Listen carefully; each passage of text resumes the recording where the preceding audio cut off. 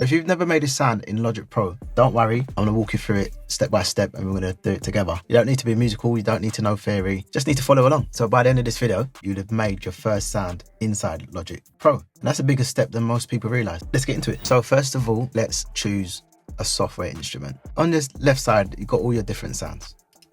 You can choose a sound from there if you have them all downloaded. I'm not going to worry about that for now.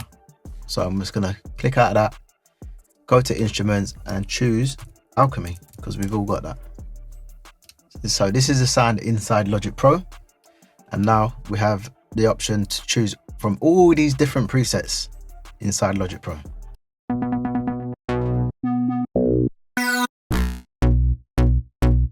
In the category section, you can see here you've got all your different categories: bass, brass, drums, guitars, keys, leads, mallets, whatever you want.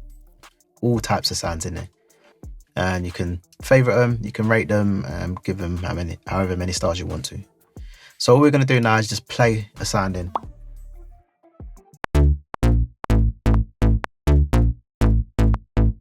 And there we have sound. You don't have to play something in, you can use your keypad, your keyboard on the left side, and we can just use our pencil tool and we can just put some notes in. Create a region by using our pencil tool. Click in the space, go back to your pointer tool, double click, and it's going to open up your MIDI, the MIDI window at the bottom, and then you can just place notes in.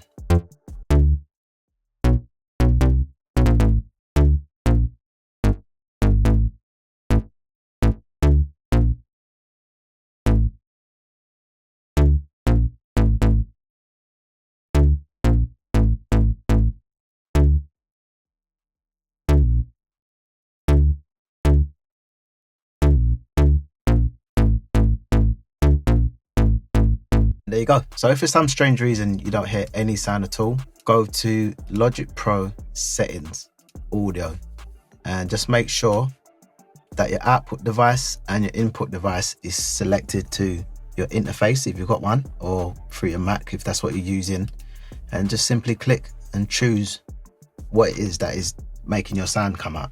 So I'm using Universal Audio Thunderbolt, and that's what I've chose. Yeah. Just click apply and you're good to go. You should be able to hear some sound. So that's episode 2 of Logic Pro Basics. If you are still struggling with understanding Logic Pro, go and check out episode 1.